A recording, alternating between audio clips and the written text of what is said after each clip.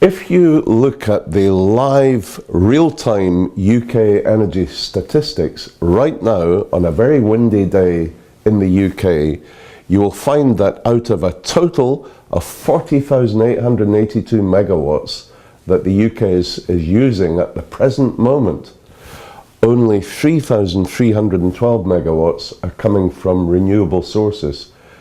Renewable sources, of course, include hydropower, all the different renewables, but mostly from the rash of gigantic wind turbines that are emerging all over Britain from one end to the other.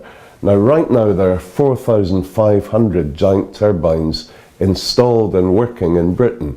And yet here they are on a windy day, producing only 8% of our electricity requirements. But the cost of installing these 4,500 turbines was over £7 billion, or indeed about almost 12 billion US dollars. Now, is that a sensible way forward? I understand that in its 15 to 20 year lifetime, when a giant turbine is producing electricity, it will earn for the energy company about £13 million, $20 million. Half of that comes from the actual electricity that it produces, but the other half comes in subsidies directly paid by the consumer. And that's why electricity bills across the UK are rocketing. But also, these turbines are so useless that even when it's a windy day and they're producing only 8% of the energy requirements we need, when there's no wind at all, they're not working, and then you have to rely on coal, gas or nuclear. In Scotland, we're not going to be allowed to have any new nuclear, so we're going to have to be addicted to burning more fossil fuels as a necessary backup for when the wind isn't blowing. Now, sadly, we've just had information that there's going to be a giant wind farm built overlooking Loch Ness, one of the most iconic and beautiful landscapes known worldwide in Scotland. And yet we're going to desecrate it with giant wind turbines, despite experts saying that this should never be allowed to happen. The same thing is happening in the village of Straiton in South Ayrshire, where plans are now afoot for the new Lynfern wind turbine farm, one of 5 which will surround the beautiful village of Straiton with a ring of steel.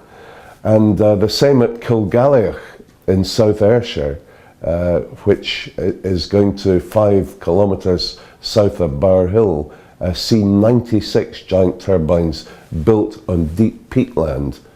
Now, all of these projects are going to be built on peatland, and when you dig up peatland to build access roads and put in foundations, you're releasing millions of tons of CO2 that was naturally stored into the environment.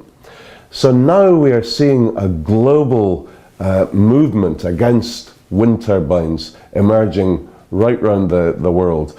Across in North America, we've got the North American Platform Against Wind Power, we've got Master Resource, National Wind Watch, Windwise Radio, all working closely and cooperating with me in our attack and campaign globally against wind power.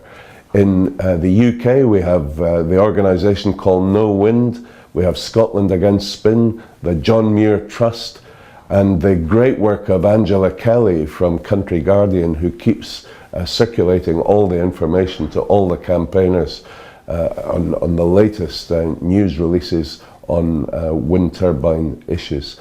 So all these people globally, the hundreds of thousands, the millions of people who see what a nonsense this energy policy is, must unite to make it stop. And I've published a book which has become a bit of a handbook for campaigners, and it's called So Much Wind, The Myth of Green Energy. And I would strongly advise anyone who wishes to dip into this and use bits of it in their campaigns, feel free to do so.